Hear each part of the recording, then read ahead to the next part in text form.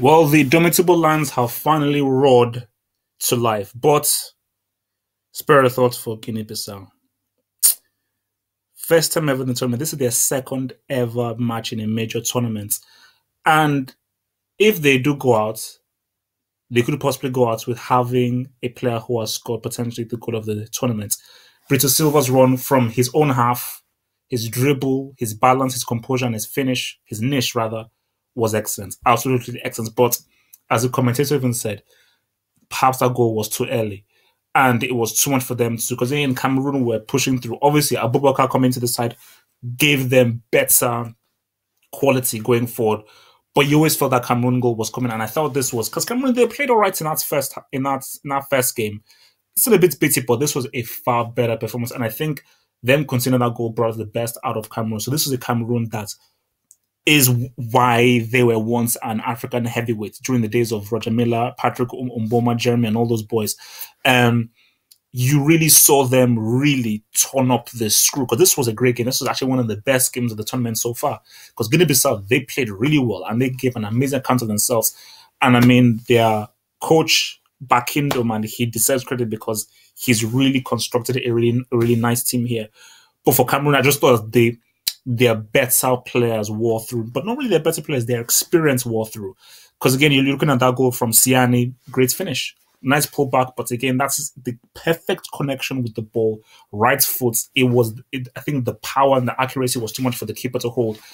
And then the winner from Ingadeo Ingajui, near post. You know, you can say keeper, you should never get beat on your near post, but it was well struck. So those were two really good. All three goals were good. All three goals were very good. The first goal was outstanding. Those two goals were very good goals. Well walked, well put in position, and good goals. So for Guinea-Bissau, I just thought that I think in the second half they gave so much energy in that first half that they just didn't have the strength to really pull through because they had good chances towards the end. But I was like, look, man, I love the underdog, man. I will always root for the David upon the goal ladder. But look, man, for Cameroon, they're neighbors of Nigeria. My father was born in the Cameroons as well, so you know I do have connections with them. So I'm actually happy that we saw the real Cameroon here. Yes, they are still rivals of Nigeria, but we still look, they are our West African brothers.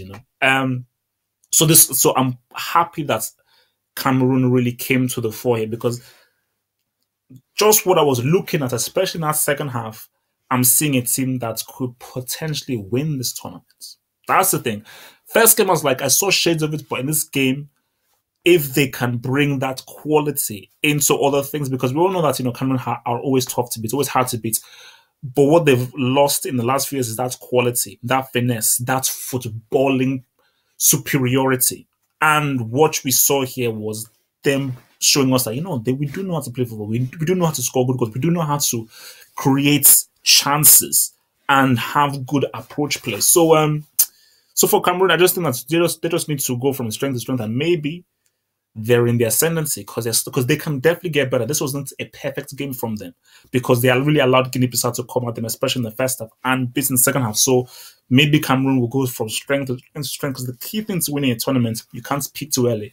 It's about gradually getting better, and I'm seeing perhaps the graph for Cameroon going up and then getting better. So for Cameroon, I think that they can beat Gabon and potentially throw out the host nation, because I just think that Gabon are going to find it tough to play against this side. And as for Guinea-Bissau, can they beat Burkina Faso? It's going to be hard, but I've got to believe in them. They have to go out there and just enjoy themselves and just play freely, play better, defend better. They've just got to play with fearlessness, and maybe they can squeeze something, but against Burkina Faso, I've got to be realistic. I just don't see them beating Burkina Faso because that's a very tough side who are now experienced and really good. But hopefully, maybe they can cause a surprise and bring some magic to this tournament.